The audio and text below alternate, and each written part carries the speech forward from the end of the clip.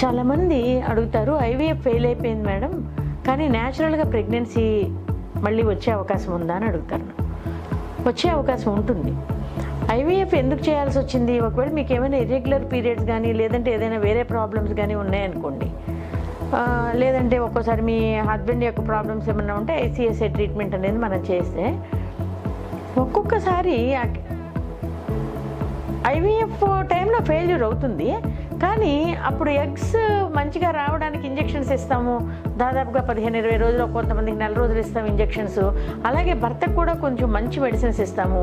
అనుకోకుండా ఒక్కోసారి న్యాచురల్గా ఆ టైంలో మనకి క్వాలిటీ ఆఫ్ ఎగ్ అంత బాగుండక, స్పెర్మ్ అంత బాగుండక ఏదైనా ప్రాబ్లం ఏర్పడతాం, లేదంటే ఆ యొక్క ఎండోమెట్రియం గర్భసంచి యొక్క లోపల పొర ఎక్కడైతే బిడ్డను పట్టుకుంటుందో ఆ యొక్క ప్లేస్ సరిగ్గా లేకపోవడం, అందులో ఉన్న కొన్ని ఇంటర్ల్యూకిన్స్ అంటే కొన్ని ఎండోటాక్సిన్స్ ఎక్కువైపోవడము, అవన్నీ కొన్ని ప్రాబ్లమ్స్ వలన ఏమవుతుందంటే కొన్నిసార్లు షుగర్ నెక్రోసిస్ ఫ్యాక్టరీ ఇలా కొన్ని ఉంటాయిలేండి, అవి మనం పెద్దగా మాట్లాడుకోవసరం. అంటే కొంతవరకు unhygienic condition of the endometrium వలన కూడా గర్భంలో ఒక్కోసారి బిడ్డ నిలబడకపోవచ్చు, లేదంటే దాని యొక్క పిండం యొక్క పరిస్థితే బాగోకపోవడం నిలబడకపోవచ్చు, లేదంటే గర్భాశయం లోపల పొర స్ట్రెస్ఫుల్గా ఉన్న వాళ్ళకి సన్నగా తయారవుతుంది, సో వాళ్ళకు కూడా బిడ్డ నిలబడకపోవచ్చు. కానీ ఆల్రెడీ మనం ఇచ్చిన మెడిసిన్స్ వలన తర్వాత అంటే కాన్సిక్యూటివ్ మంత్స్లో ఆటోమేటిక్గా స్ట్రెస్ రిలీజ్ అయిపోవడం, లేదు హస్బెండ్ యొక్క వీర్యకణాలు కొంచెం బెటర్ కావడం, లేదంటే మంచి పిండం ఏర్పడతాం ఆటోమేటిక్గా జరిగి ట్యూబ్స్ 2 బాగున్నాయి అనుకోండి, చక్కగా నార్మల్గా కూడా ప్రెగ్నెన్సీ వస్తుంది.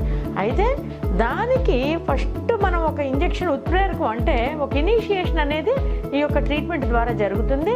అలాగే ఆ ట్రీట్మెంట్కి అండాశయాలు బెటర్గా రెస్పాండ్ అవ్వడం, లేదంటే హస్బెండ్ యొక్క వీర్యకణాలు బెటర్గా రెస్పాండ్ అవ్వడం జరగడం వల్ల న్యాచురల్గా కూడా ప్రెగ్నెన్సీ వితిన్ 6 months అందుకోవచ్చు. ఐవీఎఫ్ తర్వాత ఐవీఎఫ్ ఫెయిల్యూర్ అయినా కానీ మీకు చక్కగా ప్రెగ్నెన్సీ వచ్చే అవకాశం ఉంటుంది. కాబట్టి మీరు టెన్షన్ ఏం పడవద్దు, ఐవీఎఫ్ ఫెయిల్ అయిపోయిందని బాధపడద్దు. చాలామందికి న్యాచురల్గానే అవకాశం ఉంటుంది.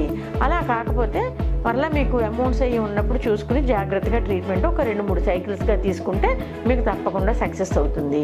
అలాగే ఒక ప్యాకేజ్ సిస్టంలో కానీ ఒక 2-3 సార్లకి మీరు ట్రీట్మెంట్ అనేది తీసుకుంటే మీకు చక్కగా ఎక్కువ మందికి ప్రెగ్నెన్సీ వచ్చే అవకాశం, 100-89 మందికి ప్రెగ్నెన్సీ వచ్చే అవకాశం ఉంటుంది.